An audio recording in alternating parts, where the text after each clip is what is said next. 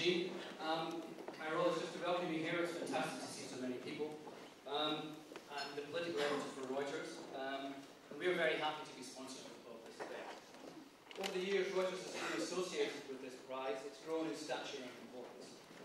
This year, for the first time, it encompasses broadcast journalism, film journalism, as well as internet applications.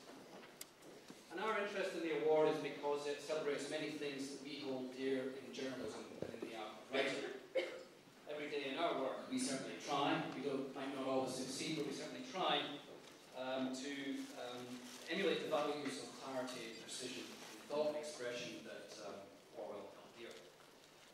His stern example was a permanent reminder to us to avoid libel, metaphors, stale language, pretension, and dull language.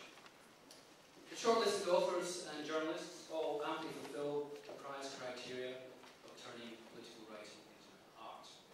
The writing ranges from piercing commentary on British political life and society, to exposures of human rights abuse, to fictional rendering of the experience of migrants. Most importantly, this prize turned the adjective Orwellian into an expression of praise. Wouldn't it be lovely if language were to shift and we get to the point where Orwellian no longer means totalitarian abuse, but signifies the high quality writing and the thinking that Eric Blair held dear. Thank you. Jean. Andrew Gavin from Political Reporting. Hello, thank you. I'd just like to welcome you all here from Political Quarterly. Political Quarterly is one of the sponsors of the prize. Political Quarterly, as I'm sure many of you will know, is one of Britain's oldest established political journals going back to 1930. And we're looking forward to hear who has won the prize this year. Thank you very much for coming. I want to do something. I want to thank all of our sponsors.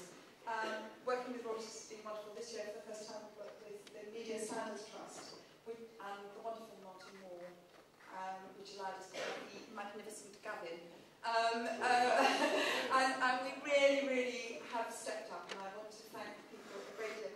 Actually, in particular, I want to do something slightly out of order. I want to thank Eileen Wise from Reuters.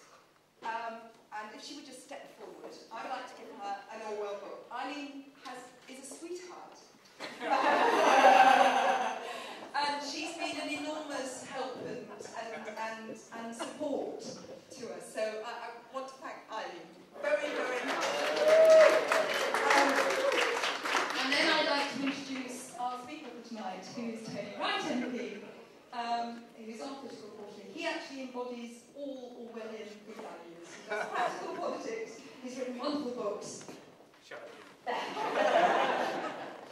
The good news, let me give you the good news, which is that when Jean asked me to just do this in turn, she said, I only want 5 to 10 minutes out of you. So even allowing for politicians' inflation in these matters, you're going to get off pretty lightly. That's just to keep you here. One thing I'd say to start with is, let's not be too reverential on these occasions. We know that Orwell was a great man.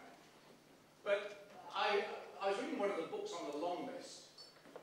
This is David Kynaston's splendid book on the immediate post-war years. And he's got a nice little thing in there which I thought was appropriate. He remembers Orwell writing a piece in Tribune in 1945 on association football and all the terrible things that was happening to it. And he finished it off, Orwell does, by saying, sport is war minus the shooting. And of course, this was an age when, they hadn't even started spitting then. I don't know quite when they started, but they seem to do it all the time now. But anyway, there was one Tribune reader who was a Mr. Fayers of Harrow. Mr. Fayers of Harrow didn't like what Orwell had written, and he wrote into Tribune. And he says, George Orwell is always interesting, but he does write some bilge. I'm sorry for George, he ended. He's missed a lot of fun in life. I've got a certain fellow feeling with Mr. Fayers of Harrow, and I agree with what's just been said about this dreadful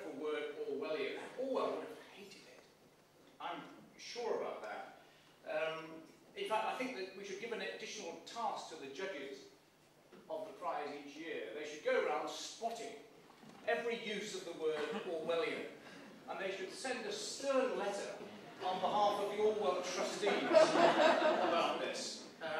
See, I don't know. These people seem to know, but I don't know what Orwell would have thought about CCTV.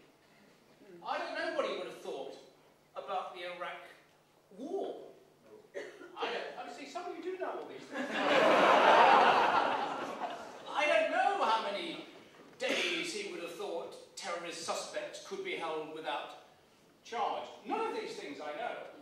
All I know is that he had a damn good little nose, that he sniffed out double standards and double speak, and that he thought writing with a civic purpose was what it was all about. That, as has been said, is what we should hang on to. In 1968, we're celebrating, if that's the word, 40 years of 1968, and I see we've got a good gathering of Swiss-Armed